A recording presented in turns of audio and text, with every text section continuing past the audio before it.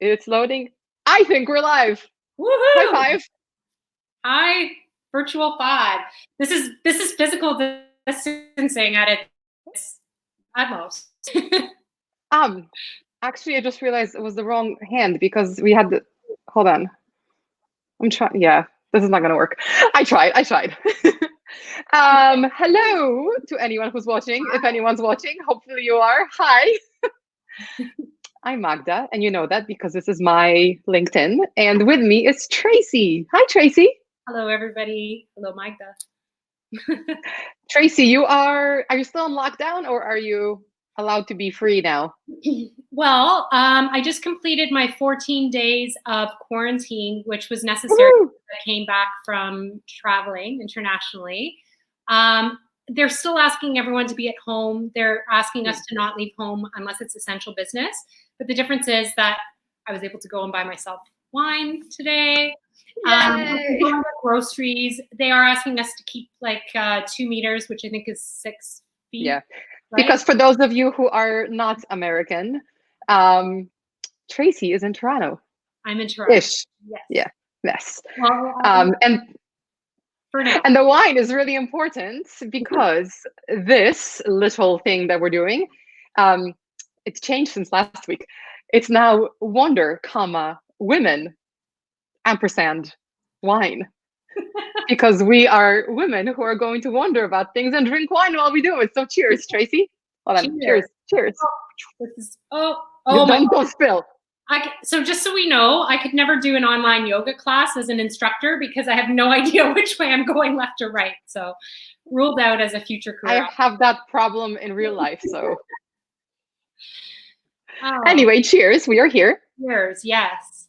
Nice to have some FaceTime with you. So what are we doing here? What we are doing here is I'm trying different things to learn, frankly, to practice. I've wanted to do kind of interviews and informal chats, and I want excuses to drink more wine. Let's be perfectly honest. You've met me. You know that this is not anything for I'm Polish. We're allowed. It's in our blood, I think. Anyway, so I want to take an opportunity to do something different, something new, but something that adds value. And so I started one thing through my company, Coacharia, and that's called Wonder Women Wednesdays. And what I'm doing there is on every Wednesday, either live or launching a new video where I'm interviewing a woman from somewhere around the world and just understanding her path, her journey, and how she makes the world a better place. And those interviews are great. The new one from this morning, I interviewed Gina, who is the CEO and president of Upwardly Global, which is an organization in the US that helps refugees and immigrants find skilled labor when they come to US. It's really, really great. Just take a look. I'll link it later when I figure out how to do that. But I realize, that's kind of, it's more professional and morning, and the goal there is to inspire people and to showcase these amazing women that we have in our community just around the world. But then I thought, you know what? There's never enough time to do everything. And I wanted to do something to accompany, I suppose, that series. So I decided to do, in the evening or afternoon, I'm going to have a Wonder Women and Wine, where I get to chat to another wonderful Wonder Woman somewhere from the world, like Tracy today, over a glass of wine and discuss something. And that's something normally will relate to the other video, but it could not. So today's topic, Tracy, it's how to, oh gosh, I wrote it down and then I'm like, all I can read is shit. That's definitely a big part of it. What is it, Tracy? So it's maintaining sense of self and sanity and sanity when the shit hits the fan. Yeah, I think sense of self, sanity, and sense of humor when shit hits the fan. And there's shit flying everywhere right now. So how are you keeping your sense of sanity? I imagine that I've had it easy. I work from home. I have been for quite a few years. For me, life hasn't changed that much. Now that if I go to get groceries, which I never go like, every day, anything anyway. Let's say once a week I get groceries. I wear my mask and I'm sanitizing my hands when I'm not at home, and I'm washing my hands more. But like literally, that's the biggest change in my life. So I am not struggling very much. I'm happy to say I'm very lucky that way. But you were just in quarantine because you traveled. Yeah. How are you coping? Um, I'm coping. I definitely have my ups and downs every day. And I think, truthfully, for me, and I touched on this a little bit when recently, um, it's not so much my own situation because I can deal with my own situation. It's kind of absorbing as an empathetic person, like absorbing everything that everyone else is going through, thinking about what people are going through, worrying about um, the disenfranchised and how they're dealing with lockdowns and not being able to um, have jobs, and or ones that have to work, so like all of that has been, I think, a little bit more difficult for me. And then the isolation part of it, in just the terms of like I'm processing this in a different way, because in just so everyone knows, I was living in this lovely little beach town near San Juan del Sur, Nicaragua, and just recently came back. It was a very, very sudden decision based on the current crisis and the fact that I wanted to be closer to my family. There wouldn't be flights. There's a number of reasons, which I won't get into. But there, I was able to really sort of keep a physical distance from people, but I was able to like take my dog and go to the beach and go for walks and really like have nature around me. And that has been a massive resource. That's just been my go-to when I need to kind of process things, along with a few other things which I'll talk about. And so the adjustment of not having that, because I'm in isolation. I was able to take my dog out for walks, thankfully, but obviously staying very close to home and not going to, there's no nearby beaches or anything here that I can get to. I think that has been, that was my struggle more than anything, because my own situation, like I'm very fortunate, and I'm grateful every single day. Doesn't mean it's not shitty sometimes. I guess we're swearing, right? We're swearing. Is that okay? I think it's okay. I mean, this is your LinkedIn.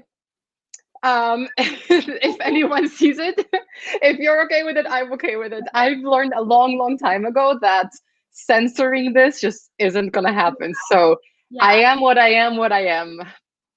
Okay, me too. That's it. Unapologetic. So unapologetic. What's the point? Life's too short. Yeah. So that's kind of that's really where it's been for me, and that's why I'm hesitant to say, oh, it's been hard for me. It's been, my circumstances themselves are not difficult, but my processing of the world circumstances have been difficult for me. Yeah, it's a change. I mean, it's funny, as you're talking, I'm just thinking that it's okay to feel crappy. I started this off with saying that I don't feel like I'm that affected. Of course I'm affected. We're all affected.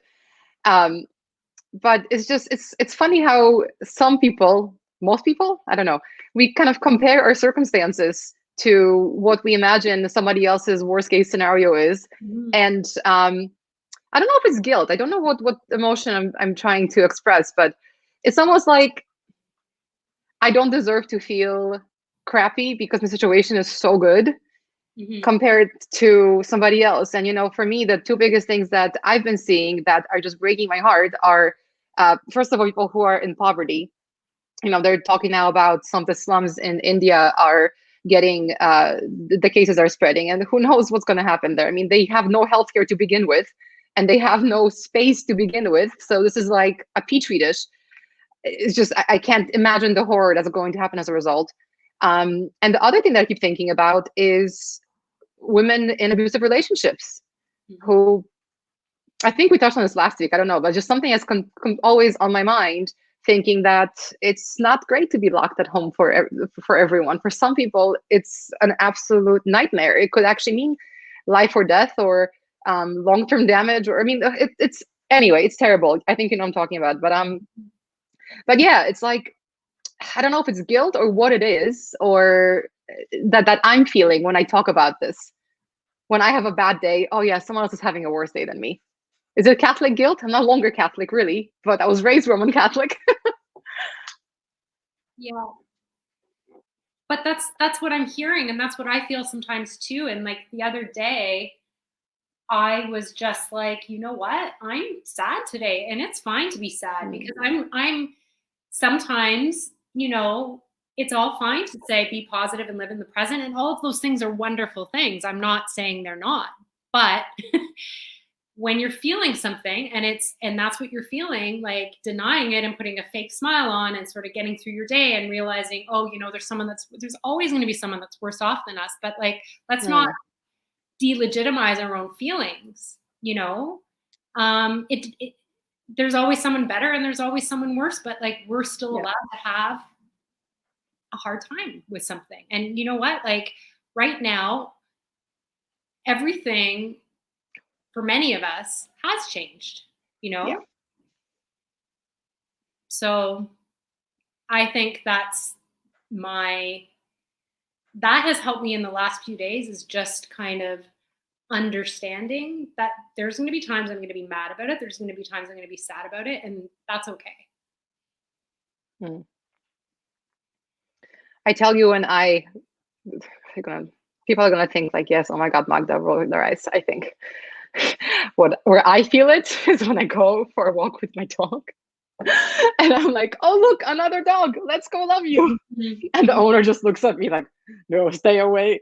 And they take a different path, and it's so funny because like it gets me every single time. And I'm just thinking, but the dog doesn't understand, and my hands are clean, and I could still love your dog. And I feel like an idiot a little bit. And then I feel a little sad. And then I wonder about the poor dog. Because, I'm a big provider of scratches around this neighborhood. Yeah. It's interesting because I've been doing this online meditation, and I've been attending, and one of the things I've noticed, and I don't know if you've noticed the same thing, is when you meet people in the street, and like obviously like I'm maintaining my distance, right? But I'm very conscious because it's this awkward, weird thing where I'm like stepping away from someone, right? So I always try to make eye contact and smile, because I feel like, God, I just feel like a dick for like stepping away from this person, right? And giving them a wide berth. Like in any other circumstance, that would be really rude. So I try to engage and make eye contact and smile and say good day. And anyone that knows me, like I was telling a friend this earlier, and she was laughing because I'm not this person. I'm usually the person that's walking on the street and I've got like something going on in my head, and I'm not like engaging with people, Yeah. I've been going out of my way to do that. And there's some people that just won't engage. They're like keeping their eyes straight ahead. They don't answer back. And, I was bothered by this. And then this got brought up by Sarah McLean. She's the one that's leading the meditations. She just mentioned it as a thing. She's like, she's noticing this has happened. And she was saying it's kind of sad because people are seeing you as a potential source of infection, right? Or they might, either or, right? Like they're not wanting to pass it either way. And that just helped sort of shift it to a place of compassion for me, because it's like, I don't know what's going on.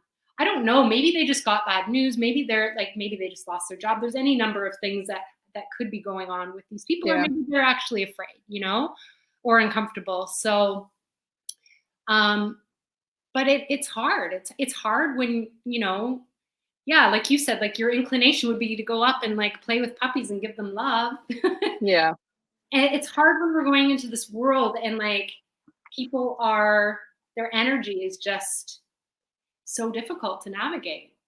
It's funny, like it takes a while to form a new habit, right? We all know that. People say it's 21 days, 30 days, whatever. It's not instantaneous. And with the social distancing and what you're describing on a walk when people are, going far away from you, that's already like it's forming into a habit already clearly because they're doing it. So this is a great thing. But I think what gets me is the fact that if that habit's already formed, shouldn't the don't be a dick habit also be forming? Sorry, like I don't know how else to say it. Like today I went on a walk with Sailor, and there's some people that I always see on walks. Oh my gosh, it's actually this one guy that I haven't seen in a long time, and he's really old. I hope he's okay. Sorry, just randomly realized that. This really like small Chinese man who does Tai Chi. It's so cute, and I love him. And he hasn't been here in a few days. Anyway, fingers crossed. So yeah, so I see these people who are used to my face, and those I'm okay with. But if I see a random stranger, yes, take that 2 meter radius from me. Cool beans, new habit, happy days.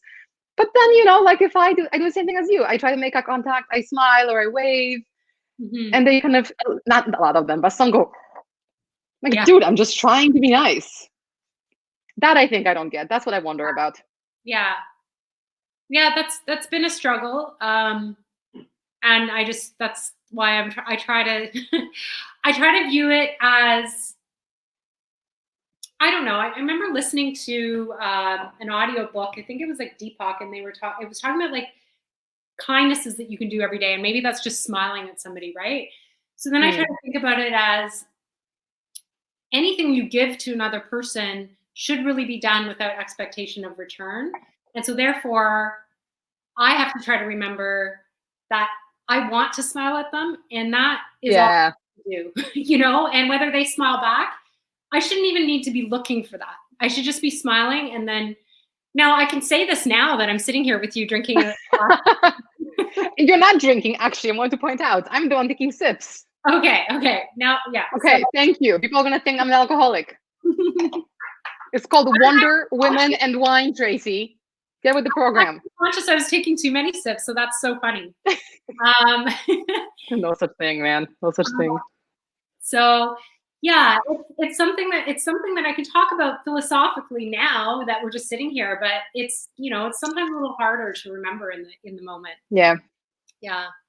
I agree. I mean, I think I mentioned this in every conversation I have. Ram's big breakthrough for me was do things out of love and compassion, not out of guilt or obligation. And this applies to this too, doesn't it? Just, I'm okay to keep smiling. I'm going to be the crazy person waving at you. I'm probably going to talk to your dog, even if he's 2 meters away. That's okay. I don't really care if you think badly of me. And those dogs, I'm telling you, because as you know, I meditate, and my dog meditates with me. It's crazy. Like she will come, if I'm meditating, she'll either come and sit next to me, or she'll come to the couch, across, and she just chills out and like passes out while I'm meditating, and she calms her right down. So what I'm thinking is that those dogs are feeling your love from 2 meters away. Right? Like, yeah, they know. They better be. Animals are amazing. That's so many conversations from now. But you know what's funny? Like I whenever we're talking about when shit hits the fan in crises, right? Yeah. When I used to be away from home from my dog for, let's say, several weeks at a time, traveling for work or something, I would always find a dog park. And I would always hang out in the dog park. And there's been several instances where some poor soul takes pity on me, and this dog will just walk over to me and just sit with me, let me pet him, or give me a kiss. And someone's gonna walk up and be like, "Oh, what a cute dog." Can I say hi? I'm like, "Sure, it's not my dog." Oh my God, you know what? I'm dying right now because I'm thinking, thank God you don't have kids, because I was thinking, if you missed your kids, I'd be arrested so many times. 100%. Yeah. No, I mean, look, we're talking about coping, right? We all have different ways to keep a sense of humor, keep a sense of self. For me, like that's like, yeah, when I travel, that's one way that I do it. Another thing that I do, I know I talk to myself a lot all the time regardless, but I tend to sing to myself too, and I tend to sing in public.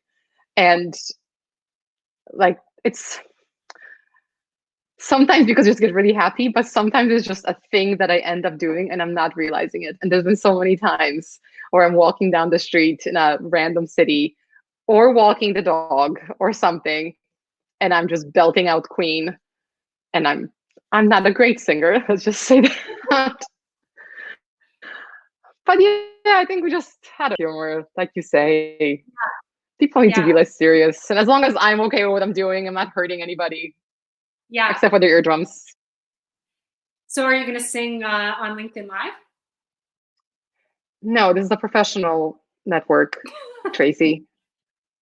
Decorum. Oh my goodness. All right. We'll save that as a future goal. Future goal. Or one glass of wine later, Sure, maybe. sure. I'll practice. Yeah. No, like actually, Yeah. singing is something because I do it so much and it brings me such joy.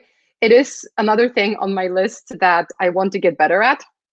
So one of the things that I want to get better at is, I'm working on my self-image, and yeah, how I perceive myself. So actually doing this is one of my many steps that I'm taking to improve my comfort with myself and with my body and my voice and my face. Like I don't know, it's already helping.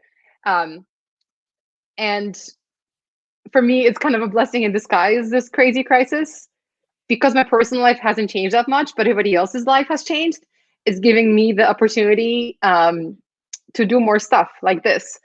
If we weren't in lockdown, I probably wouldn't have done this LinkedIn Live series or the women series. I would not have started because I would have found some excuse to not do it. Whereas now I have this other motivation of, well, hold on, like maybe somebody will find this one funny. Maybe someone's going to give money to Upwardly Global because they watched Gina's interview. Maybe somebody will respect scientists more because they watched the interview with Sheda. So I have this like ulterior motive that there's a different audience now, and therefore I would be wasting the opportunity and I would be wasting my potential if I didn't do it. Yeah. That's amazing. And that really is sometimes what's needed to get us to do something that's a bit scary, right? It's because if we were just doing it for ourselves, sometimes that reward isn't big enough to like offset that fear. But when you are sort of bringing in like, as like, we would say, or was it Peter Hawkins that likes to say the stakeholders? I think of that a lot, when you start thinking about the other people, like who's going to benefit from this? Yeah. If I don't do this, what will never happen, and then that sort of changes the importance. How are you feeling now that well, I don't know why I'm sitting here and now I'm interviewing you. Okay. But I'm just so curious to know, how are you feeling now that you're doing it? I'm feeling good. Like I feel surprisingly comfortable. I think it took the first with the videos. I mean, I've been doing webinars for a couple of years now, but nothing like I don't like having myself this much FaceTime. I'll come in the beginning, I'll do the announcements, I'll close, that's it. But I did the first webinar with a good friend, and I invited her to be the first guest for a reason, because I mean, she's one of the inspirations that I have in life anyway, because she's amazing. But also because I wanted a friendly face. I figured that it will be easier to kind of get over the initial fear if I know that it's someone who I know loves me and respects me on the other side, and who I can call later and she'll be honest with me, but she'll be supportive. So that was at the first Band-Aid. And then, yeah, the first photo I posted on Instagram last week was my second Band-Aid that I ripped off. And I mean, I was terrified. My palms were sweating before the webinar even. Like I was so nervous and my voice was cracking. And then I just did it. And because it was done, I couldn't take it back. Yes, I could delete the video. Yes, I could delete the post. But that's not doesn't align with my values. One of the things I've always said is you are what you eat. Every experience makes you who you are. Like you can't just pick and choose the ones that in retrospect you like. So yeah, whatever I do, it's staying up. I'm not going to edit it. I'm not going to delete it. It is what it is. It is strange. I'm more comfortable. I've learned to be more comfortable with my voice. I think because I'm interacting with so many people with so many different accents, that all of a sudden my accent and the fact that I speak really fast when I get excited, that doesn't bother me as much anymore, which bothered me literally until about a week ago. I mean, this is for me, that's a huge thing. I hated how I sounded. Still don't love it, but I'm okay with it. And the other thing that I've been, so all of us are not symmetrical, right? One thing that I've always noticed about my face is that my upper lips are uneven. And it's not something I notice in the mirror, but it's something I notice in videos and in photos. So I forget which one because I can't tell how the camera is. But anyway, it's something that used to bother me. But now that I've been on a few webinars where I'm just there, I notice it, but I just don't care. And if anyone's watching, I'm like, oh my God, Magda, like, stop. We all have our things, guys. That's my thing. I have some stuff that I'm working through. I apologize if it seems like a little stupid thing, but I'm actually not apologizing. It's just is. So let me be. Yeah. It's not stopping you. No. Yeah. No. So it's been good. I'm pleased. I mean, look, my big thing about just life in general is I don't want to be a waste of space. I want to contribute. If for no other reason, is because I know that there are certain things that I know how to do. And I have data to back up that I can do them and make a positive impact on this planet and the people and whatever around it. And it drives me bananas if I think that I'm not utilizing the potential that I know I have. And I'm very, very hard on myself. And, with this chat, like, I'll get better at interviewing. I know I will. When I look back at my videos a year from now, I'll be like, oh my God, you sucked. But it's okay, you got better. I know I will get better, but long term, like, it would be so cool if, something we talk about helps somebody, or something like with the Upglow, if Upworthy Global got a donation because of the interview, like, how cool would that be? Yeah. So that's my, fingers crossed. That's what happens with one of these things. Yeah. Until then, I'll just keep doing them anyway because I enjoy it. It's nice to see you. Nice to have wine. Exactly. Well, it's funny that you were talking about the little things because, as you know, when we're going through a coaching program, we have to record. I had to do a number of recordings and then watch my own recordings. It's terrifying. Do you know how many of them I didn't even like? I would have to watch it one time before I even thought about how I was coaching because I was so caught up in like, oh my God, what was I wearing? And like, my neck is like white and the rest of me is tanned. And like, I've had this weird thing about like, I can't do my hair like that again. And like, that would go through my head the first time I watched it. And then I'd watch it again and be like, did I coach well?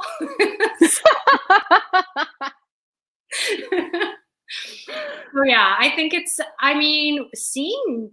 seeing yourself on camera is weird, right? Like, when are you ever in that, like, talking, if I talk to myself in the mirror, which I've done many times, like, I'm doing it in real time, right? But like, when you're actually like watching yourself after having been on video, you're like, I've never noticed my voice did that. You're sort of hearing your voice outside the inside of your head, if that makes sense. Yeah. It really does change things. Yeah. So, yeah. I mean, I think in the coach training, I mean, there's so many different things that we've learned, but there's a few that stand out for me. And the check-in, the set for me is something that I really, really love thinking about, where am I at right now? My sensations, emotions, and thoughts. And I do apply that to a lot of things. And I applied it when I was watching myself too for the first few times. And not just, how do I feel about this, but then why?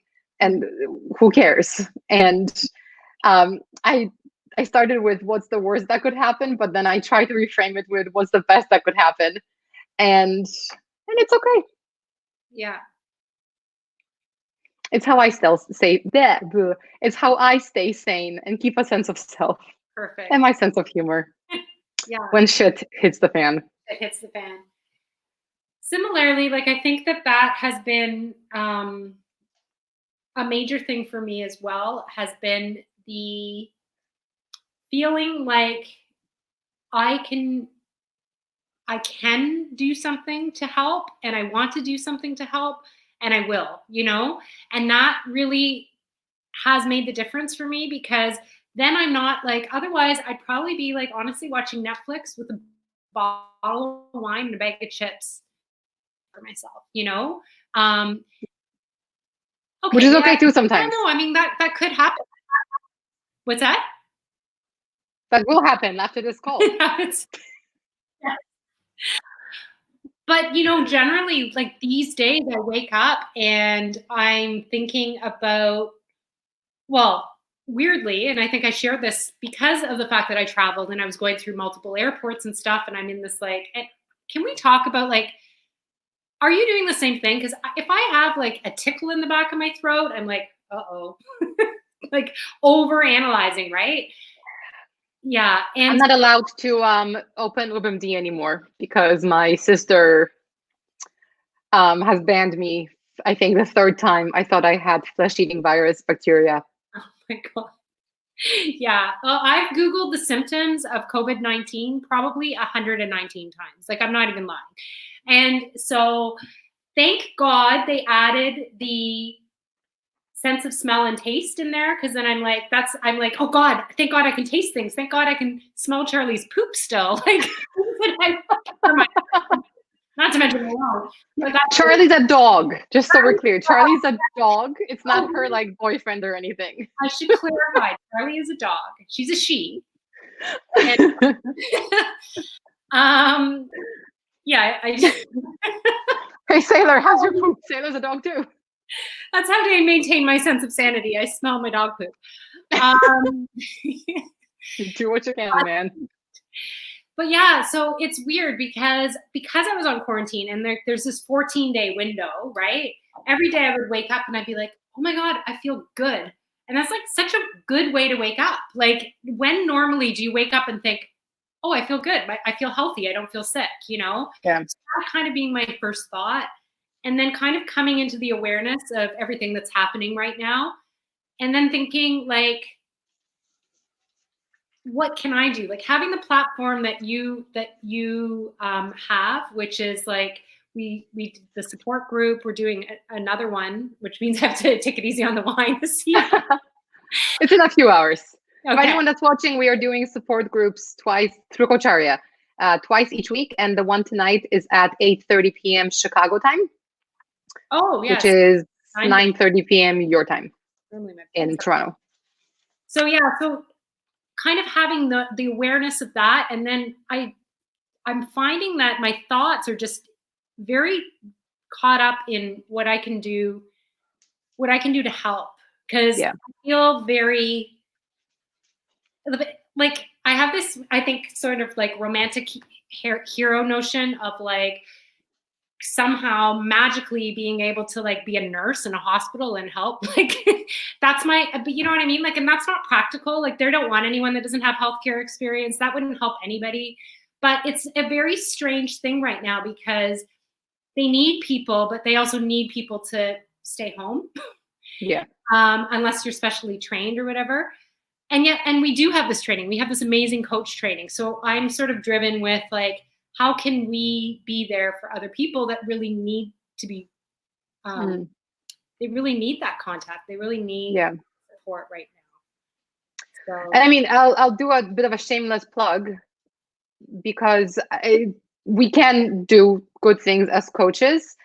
I think coaching has this weird connotation still around the world that it's for executives. It's, well, how are you going to do this today? It's honestly for everybody. Coaching came out of counseling. Carl Rogers was a counseling intervention that then transformed a little bit, and it's future focused. To me, that's what's attractive about coaching is that it's not, well, let's examine what happened in your past. No, it's how do we get to where you want to get to? How do we get over this challenge, barrier, whatever you're experiencing, and just do it. Like that's what's really, really cool about coaching for me. It's empowering. It's It's about, okay, we got this. You got this. It's not, okay, well, let's see why you didn't get in the past, you know? So we have these resources at Coacharia. So we have the support group I just talked about. It's today at 8:30. So if you go to coacharia.com/events, or just click on Coacharia, like in my bio on LinkedIn, you'll see where I'm employed. And go to the events page, you'll see the registration for this support group, which is just, a place to vent and share. It's not recorded. It's not going to be anywhere. It's just for literally support. So come to that. There's another one on Tuesdays, but we also launched the marketplace, which is just for coaching in general. But like we position it right now to be there as a tool for people who want to, as Tracy, as other coaches who want to donate their time essentially to anyone who needs it. But it's a public resource. So if you are someone, or you know someone who is struggling right now and doesn't know how to get over the craziness of this world, talking to a coach could actually be pretty good versus talking to a therapist, even, frankly. I'm not recommending either, so just in case. But talking to a coach could help you figure out, okay, what are your barriers, what's really bugging you, and how do you get to a place where you're feeling better again. So please take a look. It's marketplace.coacharia.com, and it's free and it's public. Tracy, yes. Well, and I think, definitely therapy is there for a week. Like if someone's depressed, or there's certain situations where a therapist is needed. I'm not dissing therapy. Please know that. I'm not dissing therapy. But the thing about coaching is, it's very interesting that you said that, because I found that a lot of people feel like, yeah, it's for executives, or even, oh, I can't talk to you now because I don't know what I'm doing. I can't make plans right now. Everything's up in the air.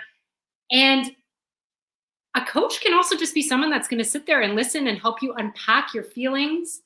And at the end of the day, it's very hard to find that with your friends, with your family, with anyone that's going to be impacted by what you're saying, right? Like, yeah. My first reaction with a friend is to make them want to feel better, or, maybe argue with them if they say, oh, my lips aren't symmetrical, right? Hey, now. One. Okay, keep going. You need to have somebody that's the great thing about coaching, is that you can literally have someone that's going to hold a space, that can, be there when you're kind of pulling out all these feelings and analyzing them, and then also asking questions that come up, and then you're both looking at it together. So yeah, I think, sometimes maybe that's a little bit intimidating for people, especially when they're home right now and they're like, I don't even know what's next. Like, how am I going to talk to a coach about what's next? Yeah. You can also talk to a coach about what's happening right this moment too. Yeah. There's our little plug on coaching. Yeah, no, it's a good plug. Like, this whole train of thought started with the check-in process, with sensations, emotions, and thoughts, with set. But that's what it really is, right? If you can figure out, even just acknowledging, how do you feel right now? What is your body telling you right now? These are good things. And with coaching, what I find most useful is, through the questions that the coach asks me, figure out where I actually want to be. So I don't think I've done a coaching conversation where I've been the client where I knew exactly what I wanted. I think it's just, okay, people usually practice on me, so great, practice on me. But through the questions they ask me, I get to a point where I go, well, you know what? Well, here's where I am today. Where I want to be is when I wake up in the morning, like you, I want to be like, okay, my body feels good. When I wake up, the first thing I do is smile. Like, there's different things that I think coaching can bring out, where you can actually set that goal for yourself. And that's in times like this, when it's crisis and it's really hard to see that there's going to be an improvement. I mean, for us, they're saying end of June is now end of lockdown. That's a long time from now. That could be really scary for someone. But yeah, just thinking about, okay, well, what can I do during this time? How is it going to feel when I'm comfortable with the situation, when I'm actually coping? Those are helpful things, well, to me. Yeah. And I mean, also what's right, and that's the wonderful thing about coaching, because what's right for me and what's right for you are going to be two different things. They're going to be and also what's right for me today, because you know what, tomorrow I might be like, nope, today's going to be a Netflix and wine day. Ruffles, you know. So it's everything is going to be different depending on the moment in time that you're in, the way your body's feeling, your DNA. And really, like, I think that that's another thing that I've seen coming up and up and up again and again, is that there's a lot of people out there that are like, you know, posting about how they're starting their new videos, a new book, or they're starting a new series, or they're starting to do this, and which is wonderful, because a lot of people are finding this time motivating, and perhaps they have time available to do these things that they wouldn't have been able to do before, right? But then there's other people that are feeling shame because they're not doing that. But also, what about taking a breath, pausing, like relaxing, like thinking, not thinking, like, you know what I mean? All of that, like, if that's what a person needs, then that's okay. And so I think this, like, trying to not compare is really, that's hard. It's really important, and it's really, really hard. Yeah. I mean, we started off with the topic, keeping your sense of self and sense of humor when shit hits the fan. Not comparing yourself, to me, that's the most difficult part, because even as you're talking, my mind again went back to women trapped in abusive relationships who are stuck at home. I can't get it out of my head. Maybe it's because of personal experience, I don't know. Again, you are what you eat, so everything affects you, and I have some history that probably laces my my thinking. But I did see, in Denmark, I think it was, where they are opening up hotels, and they have a system set up for women who are being abused to get out quickly and get into lockdown somewhere safe. So hopefully other cities, other countries will follow suit, and I won't have to worry about that. But sorry to put a damper at the end of this conversation. No, I mean, it's hard to not compare yourself to others. But being concerned for others doesn't have to come out of a place of comparison. Yeah, I have that too, because I'm like, I'm feeling for, like you said, abused women. I'm feeling for single mothers, like, that are home with their kids. They don't have a lot of other resources. How are they getting their groceries? Like, what are they doing? What are they doing, especially if they can't even take their kids outside, right? The parks are closed. Seniors that are on their own. Like, there's so many different segments right now that are, I think, not really being addressed by the governments. And because, like, on one hand, and this isn't me dissing the government, like, we're in a state of emergency, right? So, like, unfortunately, there's prioritization that's happening. But then that's when I think, okay, so maybe our government can't focus on that, or isn't set up to focus on that. So therefore, what can we do to change it? You can hug a cat for now. Yeah. That's what I'm trying to do. Hello. I like it. That's Sorsha. Named after the princess in the Willow, Princess Sorsha, because she's feisty. And she's gray with bits of orange. Oh, Tracy, I think I need a refill. Yeah. So, yes, I think, like, self-sanity, sense of humor. I don't know if we specifically, I mean, sense of humor, like, we were laughing at poo jokes, and my favorite video from yesterday was my prime minister saying moistly on air. Oh my God. Such a terrible word. I watched it. I'm like, I'm embarrassed for you. Like, moist. And then I remembered that my president's Trump, and I felt no shame or embarrassment for you at all. Do you want to switch? I'm sorry. I'm a little bit in love with Justin Trudeau, so no, he's not. Who isn't? He's so dreamy. He's so dreamy. I just, like, love the fact that he said moistly and then laughed at himself. I'm like, I know. I'm more in love with you right now. Okay. So I need to get a list to be Canadian. I always thought that if I do get married ever, I'll marry a Canadian. Perfect. I like you guys as a country, as a nation. Yeah. Well, we're. I have to say, right now, I, as you know, travel a lot, and I've lived in different countries and stuff. But there is a real comfort, in a way, about being back at home, back in Canada, and honestly feeling kind of like, oh, my government has me right now. Like they're kind of, they're looking after things. So. Now you're making the rest of us jealous, Tracy. I'm going to stop this conversation now, because for those of us in other countries south of your border. And I'm also speaking truthfully, not for everyone. There, like, that's a whole other show about like First Nations and stuff. So I'm only speaking for myself. There's a lot of other people that wouldn't feel the same way, and with good reason. So, yeah. Okay, well, I'll take your first world problems and my first world problems, and I will pick your your prime minister over my president, who isn't my president, any day. And yes, I'm happy to get political. If anyone is watching this who is a supporter of current person, I'm controlling myself. You're more than welcome to go to my profile and click the like unfriend, unfollow, whatever button, because honestly, I cannot deal with you right now. Okay. I'm not sorry about it. On that bright note, Tracy, I need a refill, frankly, because I don't know, life is better with wine. Yes. I sometimes wonder if I'm an alcoholic, but I don't think I am. I don't need the wine, but the wine makes it better. I think that just makes me an aficionado. There you go. Wow, thanks for that pause. Okay, that didn't mean anything. Whatever, dude. Whatever.